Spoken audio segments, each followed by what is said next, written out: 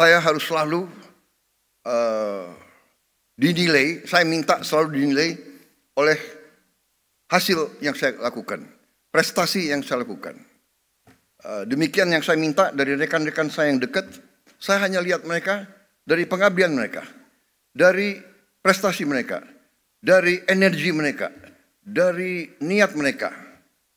Saya benar-benar tidak pernah nanya, apakah waktu saya seleksi menteri-menteri ini, apa saya tanya, Anda partai mana, Anda orang tuanya siapa? Kan saya tidak. Suku Anda siapa? Suku Anda apa? Agamamu Anda? Tidak. Evidence based. Nah, dan saya percaya, saya kira, saya berpendapat sebenarnya rakyat pun akan menilai dengan hasil. Ya, saya memang sering diejek karena saya juga membuka kesempatan untuk diejek, ya kan? Kan saya bilang saya nggak suka orang yang hanya omon-omon. Akhirnya omon-omon jadi apa tuh? Jadi populer ya, dipakai di seluruh Indonesia itu. Iya kan? Dan saya nggak suka hanya omon-omon. Terus terang aja. Jadi saya pikir oke, begitu saya ditetapkan sebagai pemenang oleh KPU, saya kumpulkan tim kecil dan kita mulai bekerja. 5 bulan kita kerja terus tanpa diliput media. Kadang-kadang diliput media malah kerjanya sulit, ya. Karena media ingin bukti seketika. Padahal tidak ada dalam manajemen suatu usaha, dalam manajemen suatu organisasi, dalam menjalankan suatu proyek, tidak bisa seketika. Yang bisa seketika itu hanya Nabi Musa yang punya tongkat. Kita manusia tidak bisa seketika. Semua itu adalah perencanaan. Perencanaan yang matang. Perencanaan dasarnya adalah pengumpulan data yang benar. Perencanaan, sesudah perencanaan mencari awak, mencari orang untuk melaksanakan rencana itu. Rencana terbaik, gagasan terbaik. Tanpa awak yang bisa melaksanakan, tidak akan berhasil. Sesudah itu baru mulai. Dan sesudah pelaksanaan baru kita lihat hasil. Ini adalah fenomena hidup. Nggak bisa kita tanam pohon, kita minta buahnya turun lusa. Tidak mungkin. Ini melawan hukum alam. Kita cari benih yang bagus, kita cari tanah yang cocok, kita harus ada sumber air, kita harus ada cuaca yang baik, kita tanam, kita rawat, baru hasilnya mungkin 5 tahun, 6 tahun. Ya kan? Pohon kelapa sawit yang sekarang menjadi apa itu bisa dikatakan miracle crop. Saya kemana-mana semua nanya, semua minta kelapa sawit dari Indonesia, kelapa sawit dari Indonesia. Kelapa sawit itu 5 tahun baru produktif. Iya kan? 5 tahun, 6 tahun.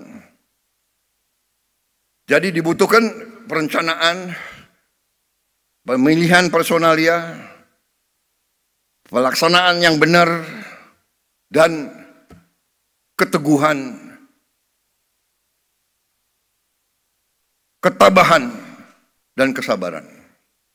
Jadi saudara-saudara, waktu kita ambil alih pemerintahan, kita bekerja keras karena kita persiapannya sudah baik, dan kita sudah punya strategi, kita sudah punya keyakinan apa yang harus kita lakukan.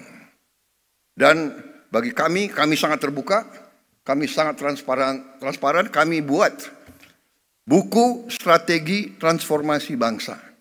Dan kita sebarkan, saudara bisa buka di situ. Di situ jelas dan gamblang dasar-dasar pemerintah yang saya pimpin. Dasarnya adalah Pancasila dan Undang-Undang Dasar 45. Bukan sebagai mantra, bukan sebagai slogan, bukan sebagai moto, sebagai dasar pemikiran. Ekonomi kita apa? Ekonomi kita adalah berdasarkan Pancasila dan Undang-Undang Dasar 45. Berarti ekonomi kita harus berdasarkan sila-sila itu. Berketuhanan harus mengandung persatuan Indonesia. Kita tidak mau pertumbuhan Indonesia bubar, tidak mau. Kita tidak mau menjual kekayaan kita dengan murah. Kita tidak mau menjual tanah kita kepada bangsa asing dengan murah. Semua tujuannya persatuan Indonesia, kemanusiaan. Kita tidak mau yang lemah ditinggal. Kita tidak mau yang miskin disuruh bersaing dengan yang kuat. Saudara-saudara, ini dasar kerakyatan dan terakhirnya tujuan kita keadilan sosial. Ini yang mendasari pemerintah kita. Dan pelaksanaannya pasal-pasal ekonomi yang ada di Undang-Undang Dasar 45, pasal 33. Bahwa ekonomi kita ya azasnya adalah kekeluargaan. Saya ulangi, perekonomian kita azasnya adalah kekeluargaan. Tidak boleh ada orang yang lapar di Republik yang merdeka 80 tahun. Tidak boleh ada orang yang tinggal di bawah kolong jembatan.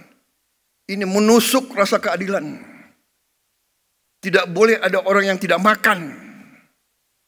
Ini yang mendasari dan kita buat strategi. Strategi kita ternyata adalah sejalan dengan PBB, dengan United Nations Sustainable Development Goal. Yang utama food, energy, water, dan SDG, sasaran SDG yang lainnya semua. Ini dasar kita.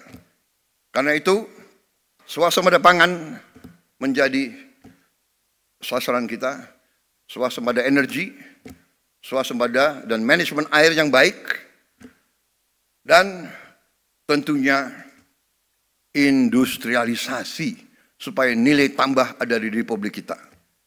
Saudara-saudara, apa yang terjadi sekarang, goncangan dunia akibat negara yang ekonominya terkuat, membuat kebijakan-kebijakan, memberi peningkatan tarif yang begitu tinggi kepada banyak negara. Ini bisa dikatakan menimbulkan ketidakpastian dunia. Banyak negara yang cemas, ya. Padahal sebenarnya pendiri-pendiri bangsa kita dari sejak dulu, dan termasuk saya bertahun-tahun saya sudah ingatkan, mari kita bangun ekonomi kita dengan sasaran berdiri di atas kaki kita sendiri.